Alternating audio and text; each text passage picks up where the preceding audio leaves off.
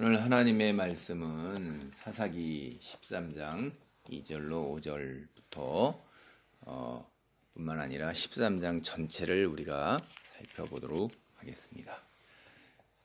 이제 사사 입다가 13장에 나오는 삼손의 이야기가 나오는 것은 앞에서 이제 사사 입다 이야기가 끝나고 나서 이제 삼손이 이제 나오는데 그 중간에 이제 소사사라는 분들이 이제 나오죠. 그래서 사사 입다가 암몬 사람들을 물리치고 이제 긴 시간은 아니에요. 6년 동안 이스라엘 다스리는데 이스라엘 땅에 평온이 있었더라라는 말이 없어요. 동족을 죽이고 그런 어려운 시련을 겪었고 그 다음에 길르앗 지역 사람들 외에 다른 지역 사람들은 사사 입다를 어떻게 대했는지도 우리가 정확하게 알지는 못해요. 그 사사 입다의 뒤를 이어서 나온 사사 입산이 7년 동안 베들레헴 사람이거든요. 다스렸고 그 다음에 스불론 지파의 사람 사사 엘론이 10년 동안 다스렸어요. 스불론 사람. 그 다음에 이제 뒤를 이어서 사사 압돈이 8년 동안 이스라엘을 다스렸죠.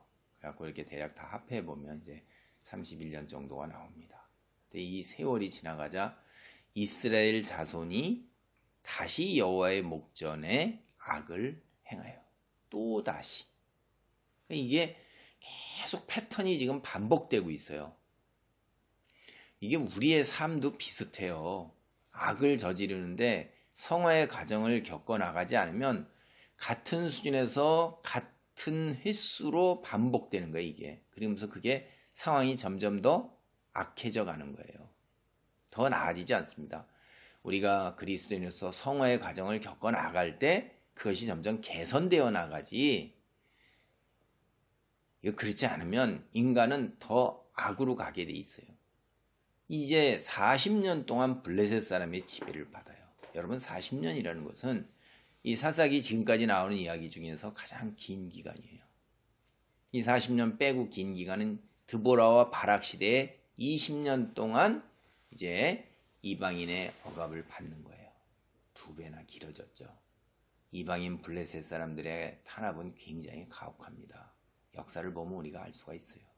동시에 이와 비슷해서 이제 이스라엘 죄악이 그만큼 컸기 때문에 그 죄값을 그렇게 가혹하게 치르고 있는 거예요.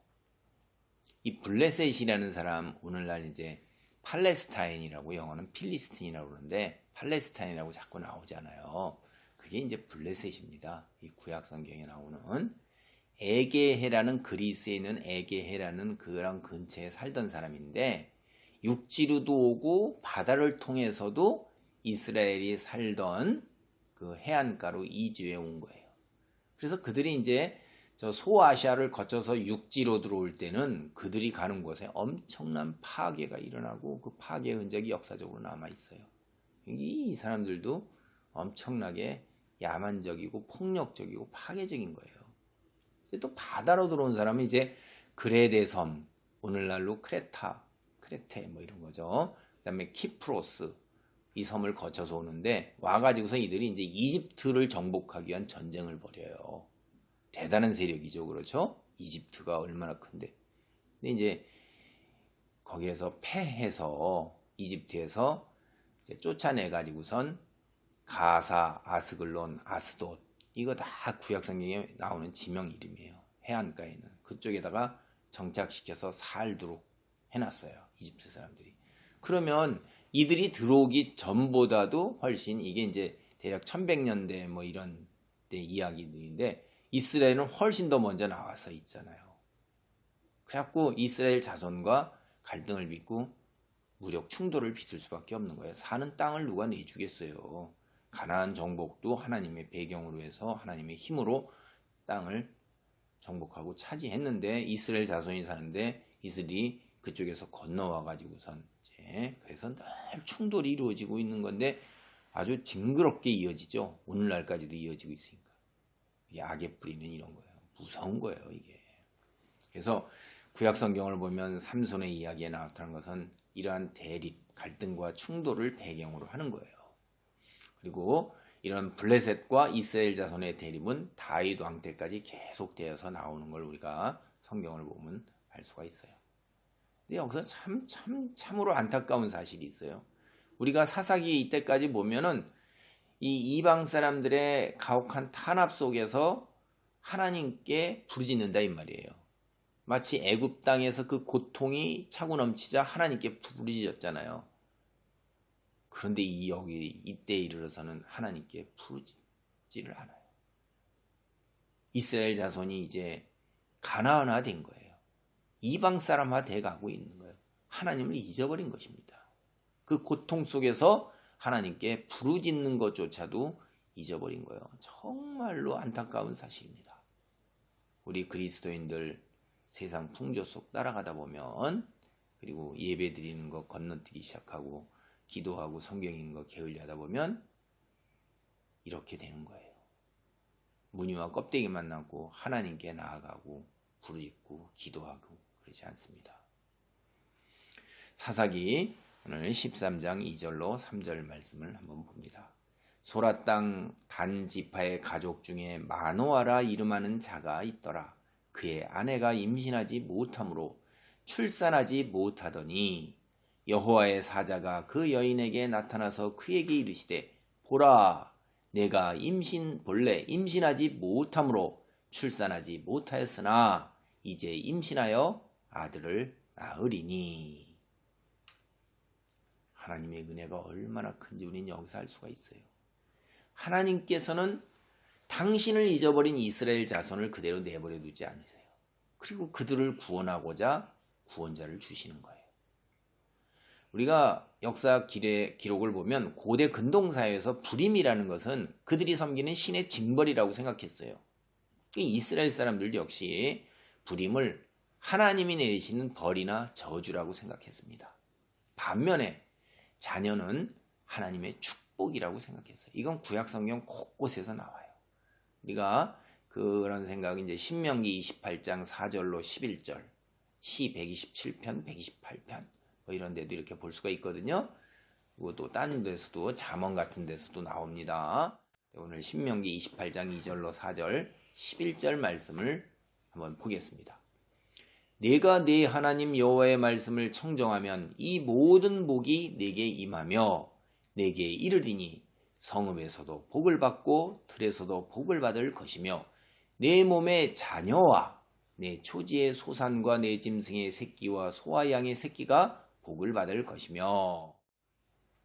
이 2절로 4절 말씀이었어요. 여호와께서 내게 주리라고 내 조상들에게 맹세하신 땅에서 내게 복을 주사 내 몸의 소생과 가축의 새끼와 토지의 소산을 많게 하시며. 11절입니다. 복이 뭐예요? 몸의 소생, 몸의 자녀예요. 마노아의 아내가 임신하지 못했다고 그랬어요. 하나님의 언약적 저주가 이스라엘에 임하고 있다는 생각을 해볼 수가 있어요.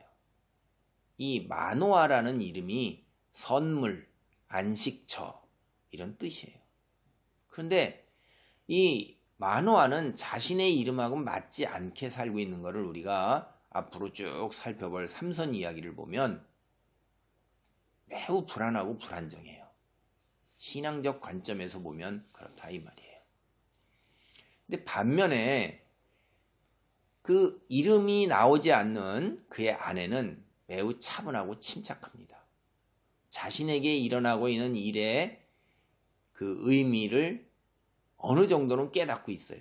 남편 마노아보다는 훨씬 더 현명한 여인이었다는 걸 우리는 삼손의 이야기를 통해서 알 수 있어요. 삼손이 탄생하는 이야기에서 가장 중요한 인물이 누굴까요? 탄생에서 어머니죠. 그렇죠? 그 어머니 한 여인이라 이 말이에요. 근데 그의 이름이 성경에 나오지 않고 있어요. 굉장히 이제 역설적이고 아이러니한 사실인데, 한 여인이 삼손의 탄생에 있어서 아주 결정적 역할을 했는데, 그거하고 이제 대조적으로 삼손이 몰락하게 되는 게 여인들 때문에 그래요. 여인들의 결정적으로 함정이 되고 덫이 되고 올무가 되는 거예요. 삼손이 거기에 걸려서 그대로 파멸에 이르게 됩니다.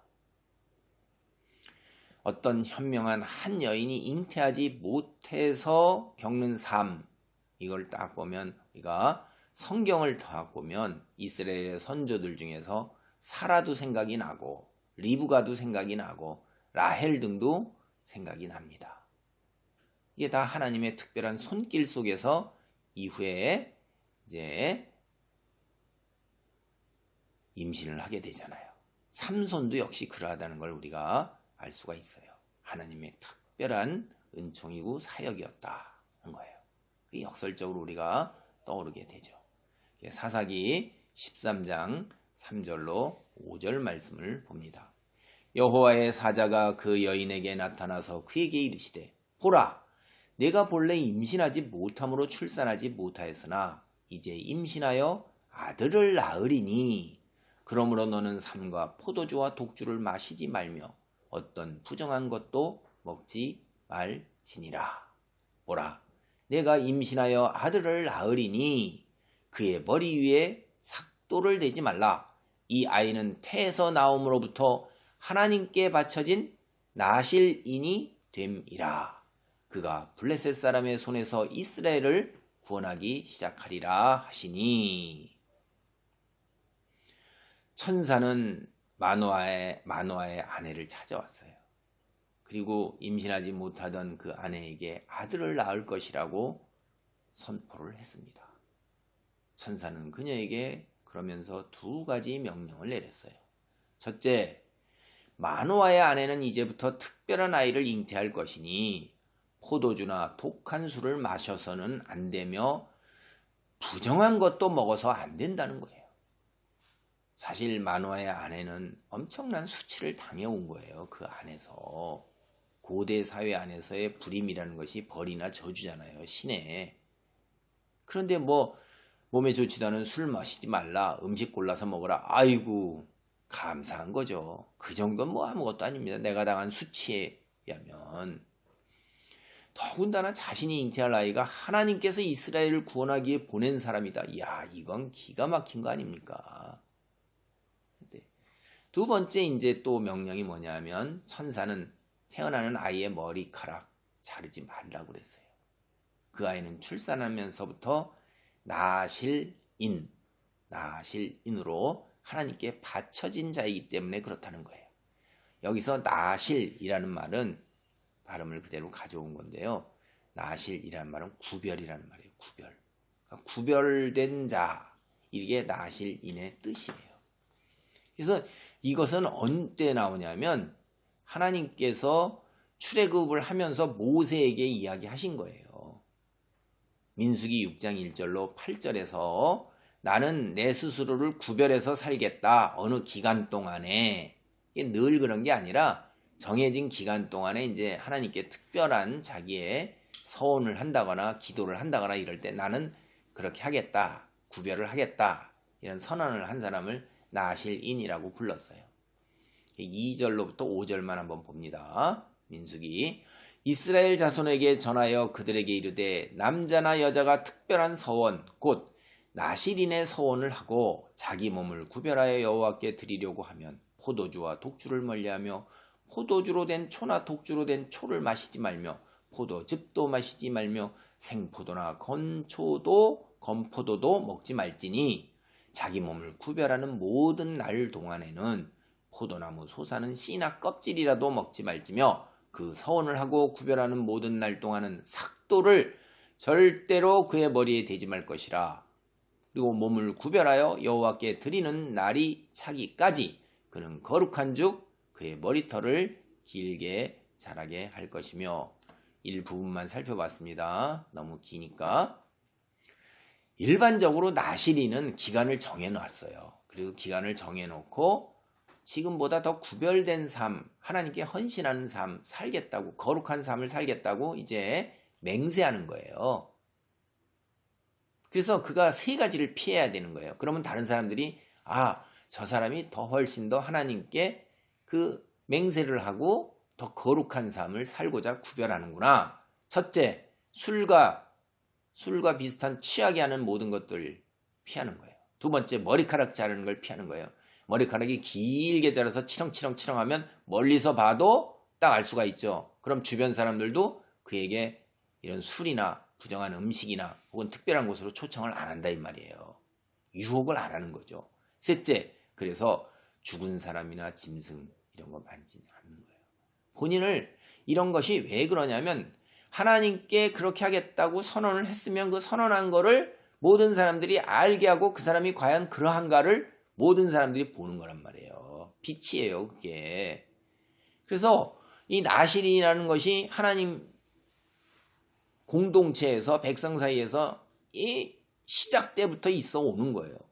그런데 이제 삼손은 이런 일반적인 거하고 너무나 다르죠.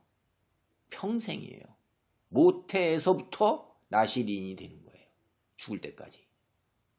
삼손도 이게 이제 거룩한 자로 살아야 되는 참 한편에서 보면 굉장한 소명과 역할을 가진 것입니다.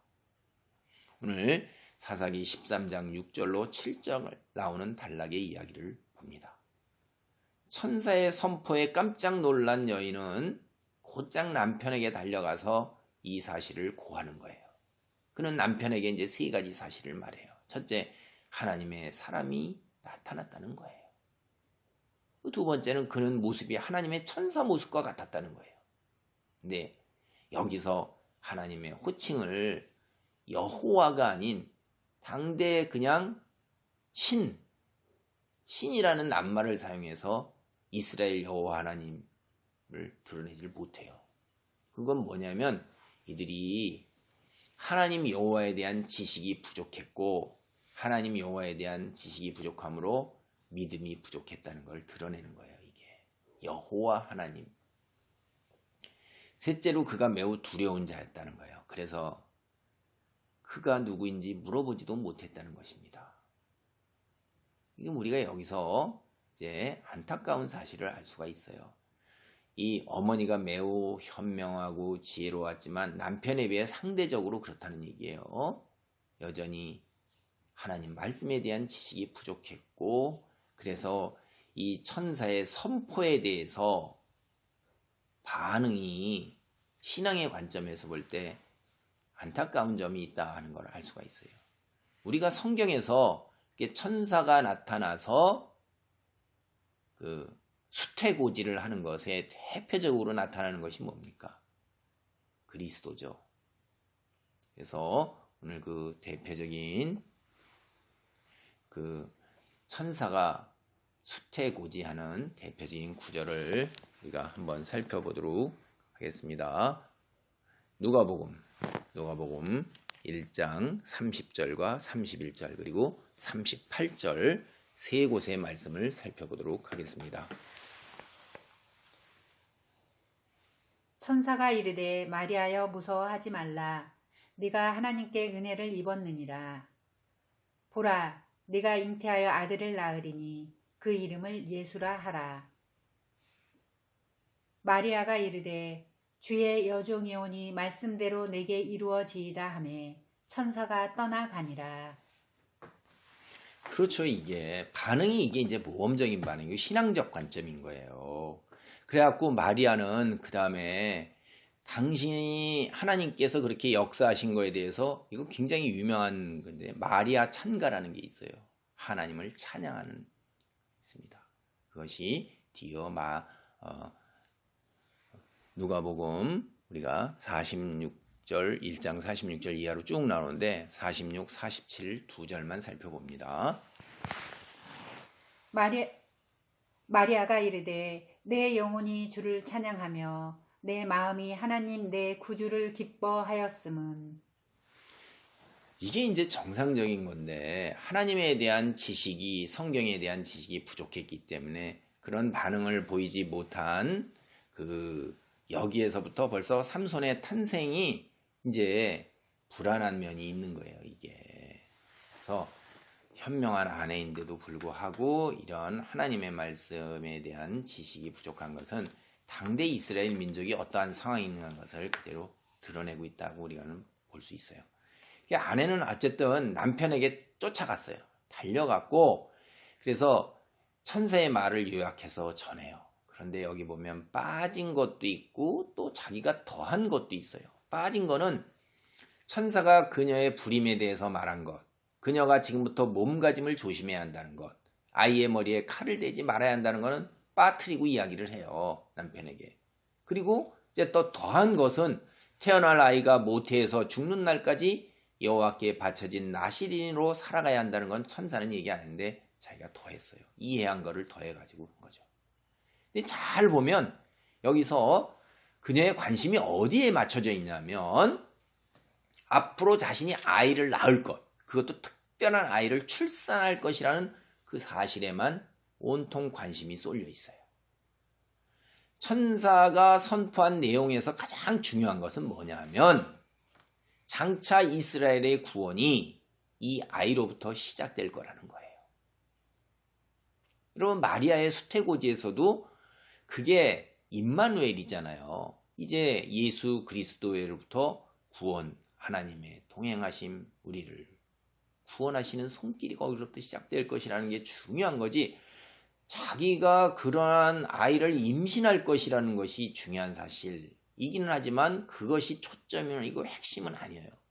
근데 현실에서 우리는 이건 이해는 가기는 하는데 그래도 안타까운 면이 있죠. 왜냐하면 이게 오랫동안 모든 사람들로부터 조롱과 무시를 받고 이 아내도 남편한테 얼마나 헌신적인지 몰라요. 그리고 남편은 아내를 무지하게 무시합니다. 그러니까 자기의 수치가 이제 벗겨지는 거잖아요.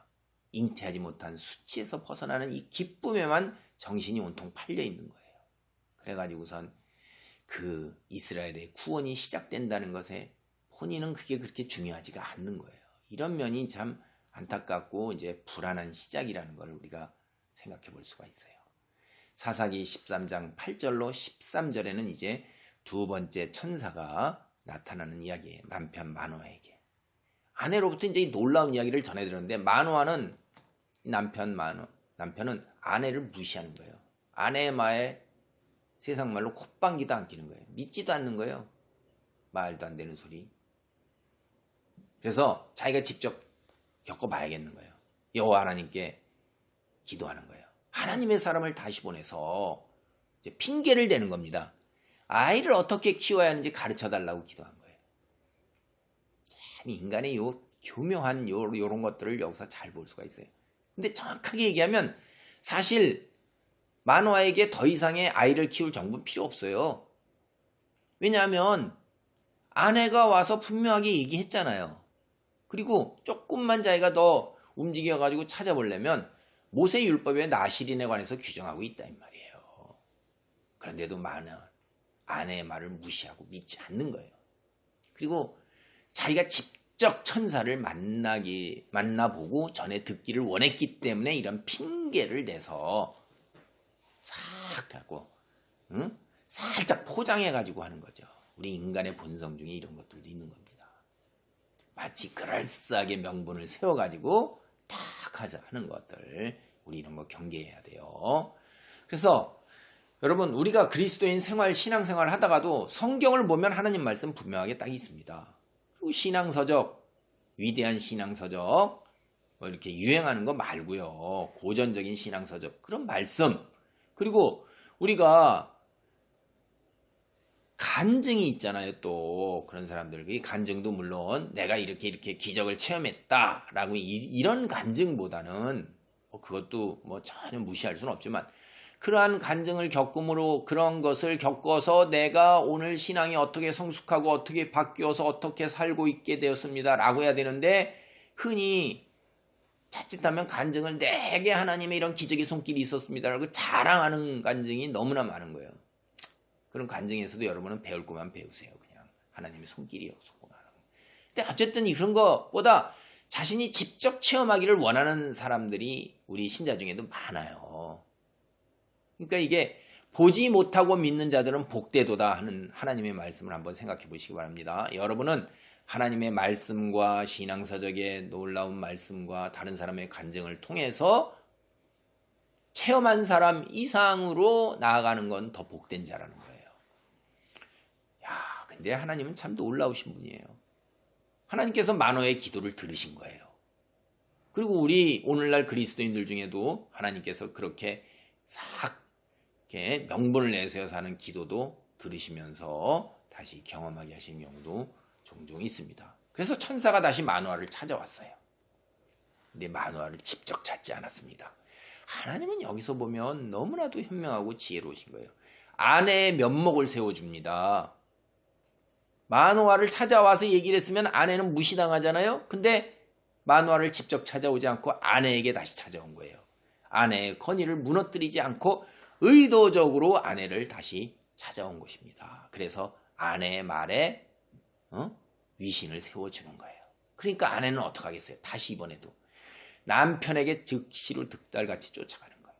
아내의 만해를 전혀 믿지 않았던 이제 마누아가 쫓아온 아내에 더불어서 천사의 정체를 확인을 했어요. 그 다음에 이제 아내 통해 전해 들은 이야기를 다시 또 확인하는 거예요. 아이가 태어나면 어떻게 키워야 하느냐 이렇게 질문하는 것입니다. 천사가 뭐라고 그래요? 아내에게 일러준 그 말 그대로 하지 더 하지 않아요.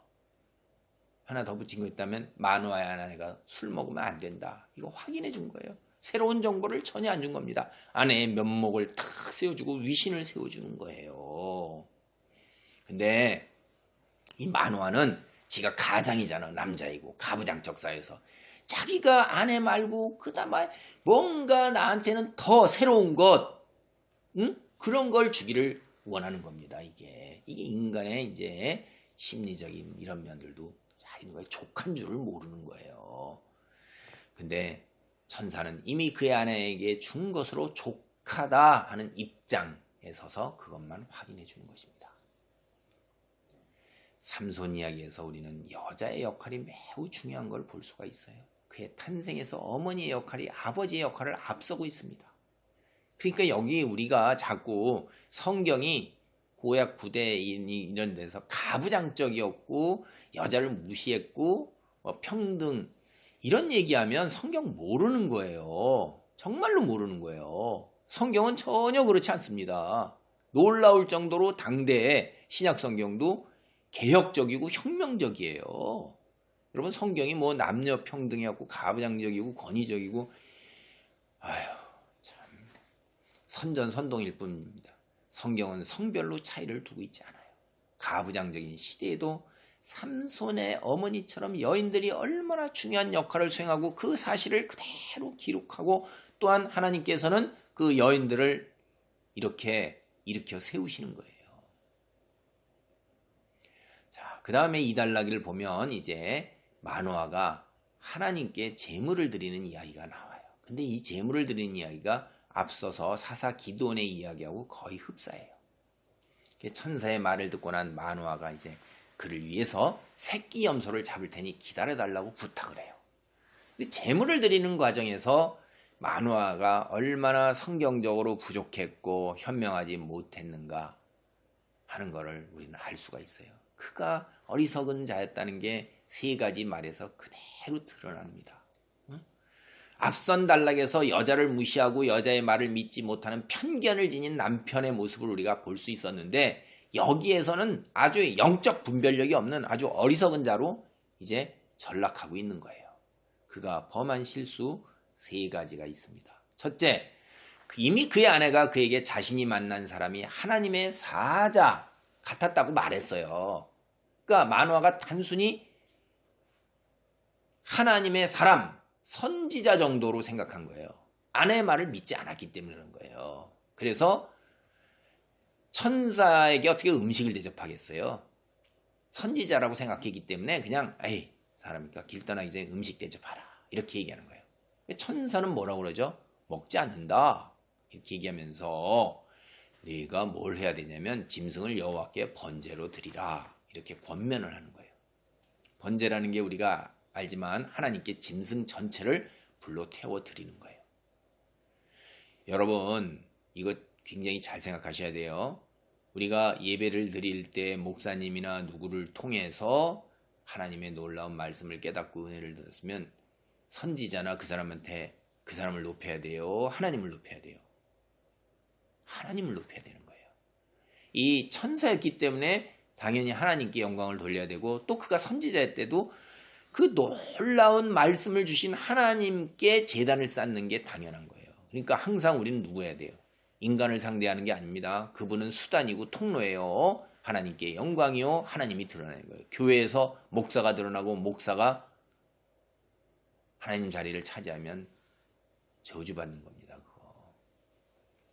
그래서 하나님께 먼저 제단을 쌓는 걸 당연한 걸 만화는 전혀 모르고 있는 거예요. 이게 영적으로 얼마나 무지한 자였는가 하는 걸 알 수가 있죠. 두 번째, 재물은 오직 여호와께 드리만 드려라. 이런 천사의 권면, 이 말이 의미하는 말을 전혀 깨닫지 못한 만화예요. 그렇게 얘기 또 못 깨닫는 거예요. 이게 무지하고 우매한 거죠. 이번엔 이제 이름을 묻는 거예요. 아이를 얻고 난 후에 그에게 영광을 돌리겠다는 거예요. 엘리야다. 그러면 어떡하겠어요? 응? 훗날에 아들을 낳으면 우리 영험한 선지자 엘리야가 우리를 이렇게 해줘서 벌써 영험하게 우리를 알려줬다. 이렇게 널리 사람들에게 알리겠다는 거예요. 아직도 만호하는 천사를 선지자로 생각하는 거예요. 천사가 그를 나무라는 거예요. 내 이름은 비밀이다. 이렇게 하는 거예요. 비밀이다. 여러분 이 문맥 속에서 이름 자체가 비밀이라는 게 아니에요. 내가 듣고 알아도 너는 너무 놀랍고 너무 특별해서 넌 깨닫지 못한다 이 말이에요. 그래서 우리 성경이 내 이름은 기묘자니라 이렇게 번역한 거 사실 원문을 보면 제가 얘기한 그런 말씀이에요. 내가 깨닫지 못한다. 그래서 그 NIV 성경 보면 영어로 It is beyond understanding. 이해를 넘어서서 너는 내 이름을 들어도 깨닫지 못한다. 내가 알 바 아니다. 라는 얘기예요. 영적인 거 우리가 어떻게 알겠어요. 그 이름 듣는다고. 그렇죠? 그래서 영어 성경 NRS판이나 유대인이 번역한 성경 TNK라는 것도 마찬가지 이런 번역이에요. 그러니까 여러분이 내 이름은 기묘자니라 그러니까 여러분이 기묘자라는 이름을 가진 천사구나 이렇게 생각하시지 마시기 바라겠습니다. 만호아는 불임 여인이 아이를 낳게 되는 건 하나님의 특별한 사역임의 은총이라는 사실을 모르고 있기에 계속해서 이 사람, 선지자 이거에 연연하고 있는 거예요. 자신의 이해와 경험 속에서 그 속에서 폭 빠져 있는 겁니다. 이게 받아들이지를 못하는 거예요. 어리석은 거죠. 이제 어느 때 가서 하냐? 셋째, 마노아가 이제 바위를 제단 삼아서 여호와께 천사의 권면대로 염소하고 곡식 예물을 드렸는데 하나님께서 불로 태우셨어요. 이제는 그냥 죽을까가 두려워서 벌벌 떠는 거예요. 이게 우리의 모습이에요. 근데 그 부인이 얼마나 현명한 사람이에요. 그 부인이 하는 말 보세요. 만일 하나님께서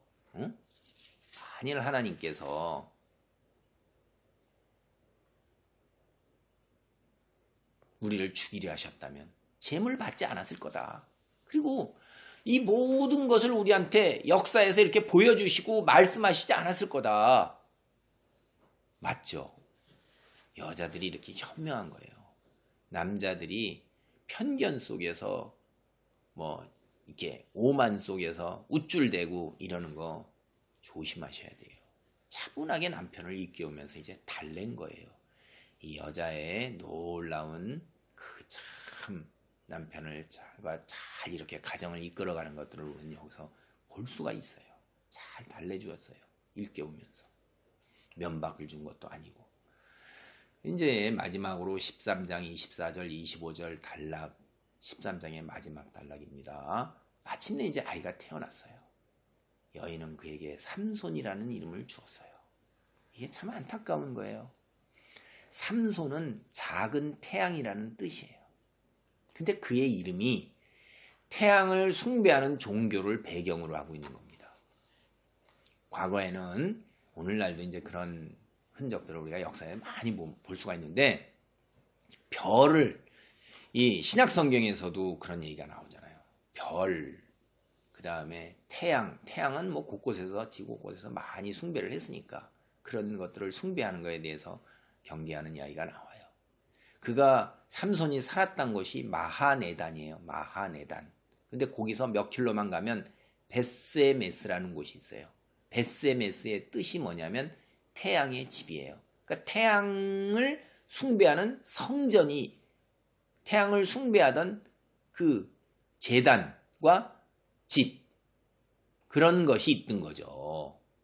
태양을 신으로 숭배하는 종교의 중심지가 거기서 사는 거예요. 그러니까 삼손의 이름은 여호와가 아닌 거예요. 이게 배경이 태양 숭배 이방신을 배경으로 하고 있는 이름입니다.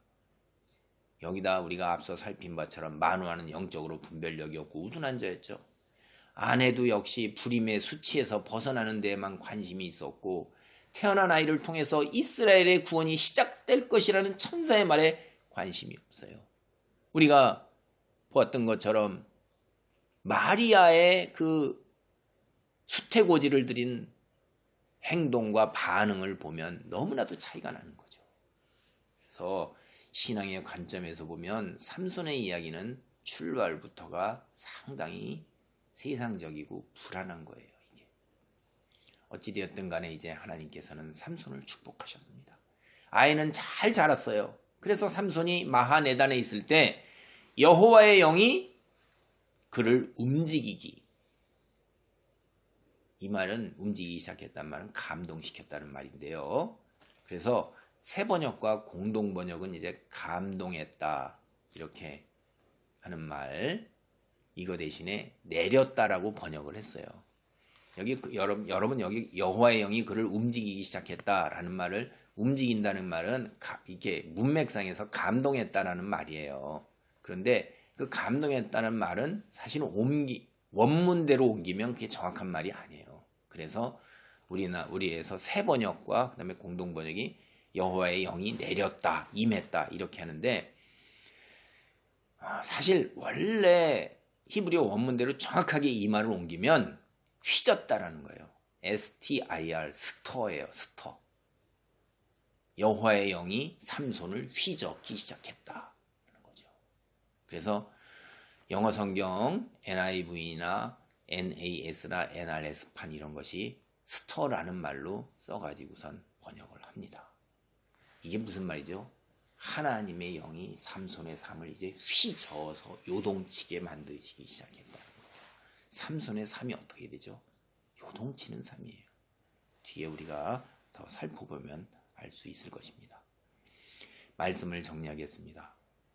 하나님의 영의 역사가 있을 때 하나님의 말씀을 정확하게 알지 못하면 우리가 교회 공동체 안에서 신앙생활을 한다 할지라도 영적 분별력을 잃어버려요. 그리고 성령의 역사도 자신의 편협된 관점과 세상의 관점에서 바라보게 돼요. 신약성경 전체를 보면 베드로, 하나님의 예수 그리스도의 제자, 혹은 사도 바울, 이 말씀에 따르면 우리 그리스도인이라는 것은 천국을 향해서 나그네로 이 세상을 여행하고 있는 중이에요. 다시 바꿔 말하면 우리는 이 세상의 것들이 목표가 아니에요. 하늘나라에서 누리는 것, 영원히 누리는 것이 목표인 거예요. 그것을 향해서 열심을 다해서 달려가고 있는 사람들입니다. 그래서 하나님의 말씀과 성령의 역사를 이 세상에서 내게 필요한 것, 그리고 나의 욕망을 충족시키려는 관점, 즉 세상적 관점에서 바라보면 영적 분별력을 잃어버리게 돼요. 굉장히 중요한 겁니다. 영적 분별력을 지녀야 돼요. 영원히 누리는 것, 영원에 잇대어 사는 것, 그걸 관점으로 100년 시간이 아닌 영원한 시간을 기준으로 해서, 그리고 천국 하늘나라에 있는 것을 목표로 우리가 살아가야 돼요. 그것이 영적인 분별력인 것입니다.